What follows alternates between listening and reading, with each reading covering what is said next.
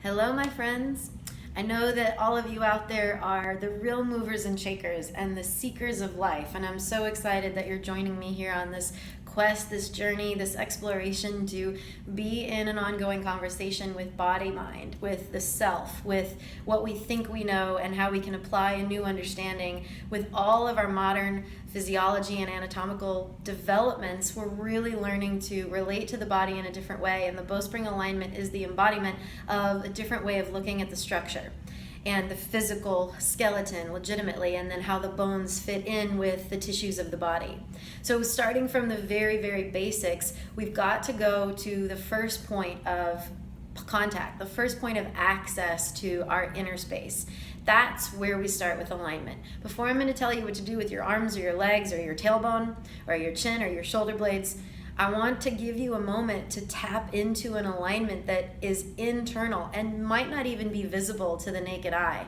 And how unique and how special is that when we can start to apply things that are not needing to be seen by anybody else around us, but are really done for our own internal benefit and for deepening and strengthening the relationship we have to ourselves.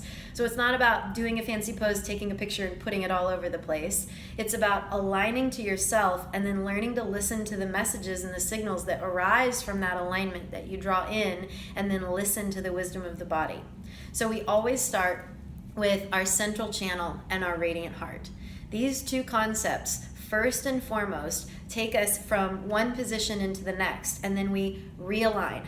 And then we go from that to the next transition, and then we realign internally. So no matter what movement we make, we're always rechecking back in with radiant channel and radiant heart. So before you go into any movement or any physical exercise, what if you took a pause, slow down for just a moment before you immediately go into the movement, and swell yourself from the inside out? So radiant heart has 3 steps to help you to tap into and access its fullest capacity. We call it the ABCs of radiant heart. Now, what's self-evident, as I was saying, in every alignment transition or pose or posture that we're doing is the radiant channel.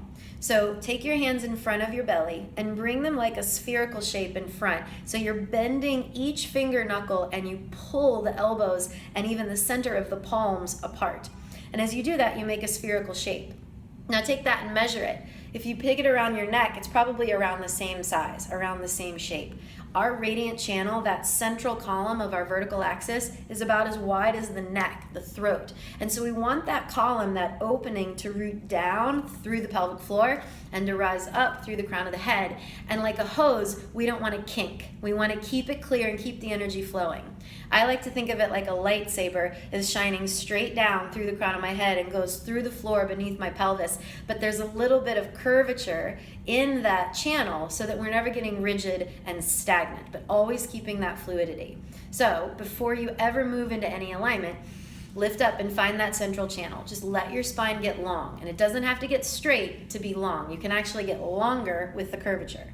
Now, once you have the full radiant channel, you want to go into the center of the ribs and begin to reach and push from the middle out into your own dimension. So the ABCs of the radiant heart go like this. You expand the ribs wide first, laterally expanding from the midline, and then you move the ribs into the backward plane so you fill into the invisible part behind your heart, and then you lift the whole barrel of the rib cage up. ABC, wide back and rising the rib cage as a unit away from gravity. So one of the quick ways to practice that, as you step away from your emails, step away from your computer for a second, let yourself sit forward to the front of your chair so that you can get strong into your hips. Now take your fingertips against your knees just so that you can find that central channel again and give a little wiggle. We move a lot. The spine kind of moves like a snake. And so as you get some undulating in your spine, you get a little freedom in the side ribs, one at a time. And once you have that central column established, let the full breath in give you a rise to the ribs, and then encircle the arms in front to what we call globe hands. You're mirroring the shape that you make in the hands inside the shape of the arms, and then inside the fullest capacity of the ribs. Now push the elbows out. As the elbows widen, the ribs can widen, and you can actually start to wing your shoulder blades up and apart, not into the ears, but up and wide. And as the collarbones widen and the shoulder blades widen, then the ribs can lift and expand laterally as well. Now, as if my hands are pressing against yours, push forward energetically. And as you push forward into that resistance, fill the ribs into the back. I like to do a little wiggle back and forth to round out and broaden each side rib at a time. And you're getting into a feeling sense now of your body.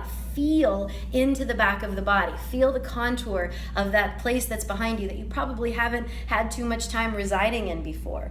But we want to really reside in our own dimension in this practice, moving into that multi-dimensional experience of moving back and wide and side to side. You're always finding that inflation from the center of the ribs, almost like an umbrella or like a balloon, how it expands equally in every direction. Then press the hands down and let the whole barrel of the chest rise up. So that's pretty much it. Wide, back, and then up. But it takes practice. This is something that the minute you think about anything else, your rib cage probably diminishes. The minute your attention shifts one bit of focus, chances are you're going to go back to pattern, which could be a forward head carry or a rounded spine. Or even you go to attention and you squeeze the shoulder blades, which is not the ideal. It's kind of an extreme from one to the other, and we want to find ourselves right in the middle. So one exercise that I like to do, besides just radiant heart, taking a few deep breaths, filling into the side, filling into the back, and lifting myself out of a strong connected seat, is to work on the rib cage one side at a time. And that's a little bit different than trying to expand in every direction at once, and it's actually a little bit more accessible, I think. So how do we work with the ribs one side at a time? Very similar to how we did with both, but we can get a little bit different access. So I'm going to have you I'm asking you to take your hand behind your head, just one of them. And let's go with the right hand behind the head. And as you take the hand to the skull, I want you to pull forward with your hand, but resist just a little bit. You're not trying to overpower yourself. You're not trying to bully yourself. We're never trying to beat ourselves up in this practice. Only trying to find that right alignment where everything is carrying its own weight and aligned uniformly throughout the body. So this ecstasy hand position, as I'm pulling forward and pressing back, it helps to light up the back of my body. And just take a couple of breaths here, noticing that the pattern is going to try to take the elbow wide and the head forward. We're constantly looking towards our intrinsic patterns here and the inherent conditionings that pop up. So it's pretty universal that this will be the first thing that happens. So you want to narrow the elbow in. Take the hand on the outside of that elbow and then energetically widen. But don't widen the elbow. Think about laterally widening the ribs. And then exaggerate it. Enjoy a side bend. As you take an arc of your spine up and over, think about the hose or that central channel through your crown. You never want to kink it. When we take a side bend, it's easy to close off. So press backwards through your skull and let the whole central column lift up. Now this is going to take you into the back ribs. So we widened. Now we want to go into the back. Turn your body towards the extended arm, the arm that's in front of you.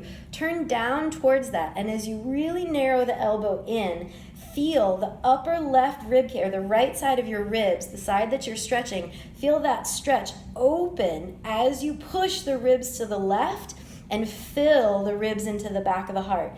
Then as you press, head back and lift the barrel of your chest, you can start to feel that whole right side open, and then you can even do a real gentle twist opening towards the side that you just stretched. So let's go through that again. Lift up to the center, take your hands to the knees, and we'll try the second side. Again, you're doming your fingertips against the thighs just to help the central channel lift. And then fill the breath and expand the ribs wide, and then let's focus on the left side. Left hand behind the head, and you pull forward with your fingers, push back with your neck and skull so that you tone the muscles along the whole posterior chain of your body. Elbow hugs in narrow. Bring the right hand to the outside of the left and feel that you can actually push the ribs widen. Even think about widening your armpits to the side. I know that's something you think about every day, but wide armpits, hollow armpits is a really healthy alignment. We'll get there. As you widen the side body, take a lift through your central channel and then arc and feel the lateral expanse of your side ribs pushing wide. Now, fill into the back body by turning just a little bit down and let that whole left side kidney puff up and puff backwards to get inflation. But this is not the end point, otherwise we're in a C curve. So we want to sit the butt back and then rise through the central channel as you press your head back.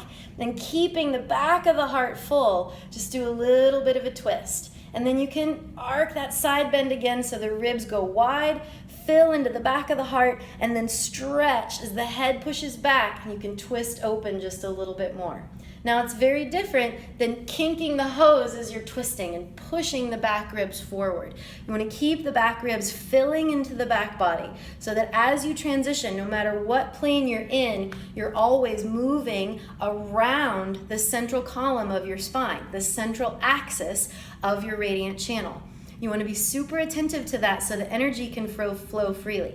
Now, for all you movers and shakers out there that have sit at your desk and getting shit done, I highly applaud you, but I deeply implore you to take a pause, to take a moment every 10 minutes, 20 minutes, every half an hour. Sit forward to your chair, root into your legs and hips, and then allow your spine to grow, allow your heart to fill up, allow the lightness to come through your shoulders.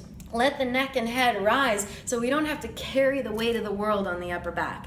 And then from there, a few deep breaths, a few side bends, a little twisting action, then go back to emailing.